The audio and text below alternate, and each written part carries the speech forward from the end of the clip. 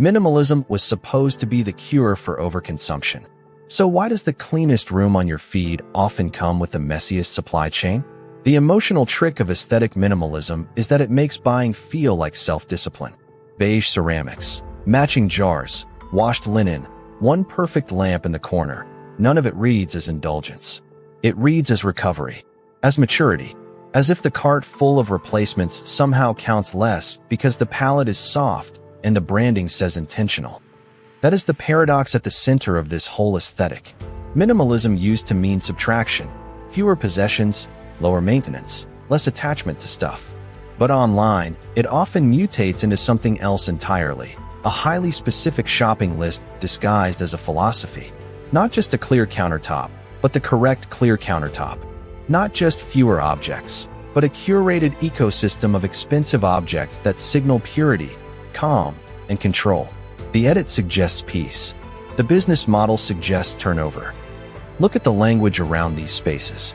Conscious living, premium finishes, artisan-crafted decor. Luxury is about intention. That framing matters because it doesn't just sell furniture, it sells innocence. If a brushed bronze fixture, marble tray, and matching storage system are wrapped in the vocabulary of mindfulness, then consumption gets recoded as ethics. The uncomfortable question is whether the aesthetic is reducing desire or simply laundering desire through better taste.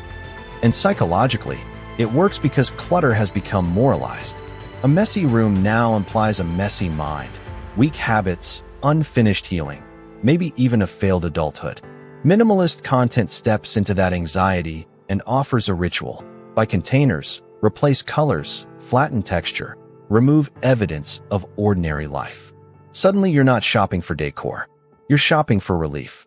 For a future self who wakes up early, drinks water from a ribbed glass, and never has a junk drawer. That's why this genre is so sticky.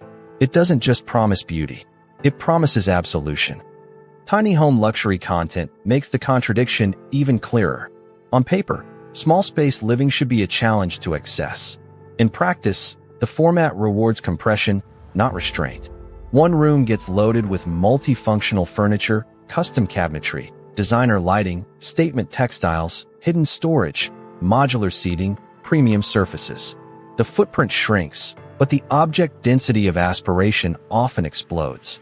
You're not escaping consumer logic. You're watching it become more efficient, more aesthetic, and easier to justify because every inch is optimized. Now, to be fair, not all minimalism is fake. Smaller homes can reduce energy use.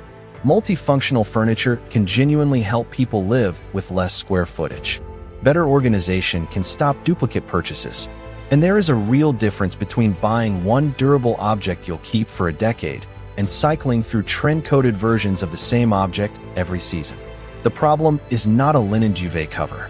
The problem is when restraint becomes a costume for constant replacement. That's where this starts to overlap with hobby consumerism and minimalist fashion branding. Entire online ecosystems train people to confuse participation with acquisition. You don't just enjoy interiors or stationery or clothes. You build an identity through the gear, the color palette, the shelves, the unboxing language, the upgrades. Minimalism is especially potent because it hides that compulsion under a performance of being above compulsion. It says, I'm not chasing more. I'm refining. I'm editing. I'm curating. Which sounds wiser, even when the credit card statement tells a much simpler story. And the ecological problem isn't just what gets purchased. It's what gets displaced.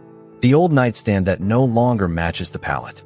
The perfectly functional plates replaced by hand-thrown stoneware.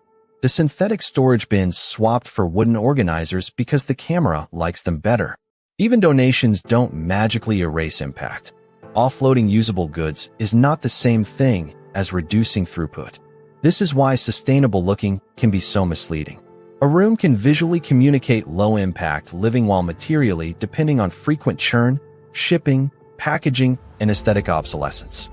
What makes the trend powerful is that it flatters the buyer. Fast fashion at least knows it's impulsive. Aesthetic minimalism flatters you as principled.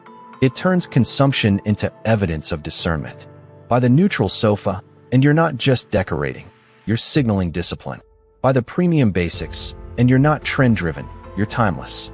The format rewards this self-image constantly. Clean visuals, soft voiceovers, moral vocabulary, before and after transformations. It creates the impression that the person spending more is actually consuming less, because the chaos has been hidden and the choices have been color-graded. So the real divide isn't maximalism versus minimalism. It's philosophy versus aesthetic. If minimalism means fewer purchases, longer ownership, repairing instead of replacing, and resisting the pressure to make your home look like a showroom, then it still has teeth. But if it means buying your way into the image of calm, then it's just consumerism with better lighting. And that's why these videos deserve scrutiny. Not because a tidy room is sinister, but because the emotional machinery underneath it is so effective. If you want more reviews that look past the mood board and into the incentives, subscribe to Dr. Review, because the most interesting part of internet culture is usually the part hiding behind good taste.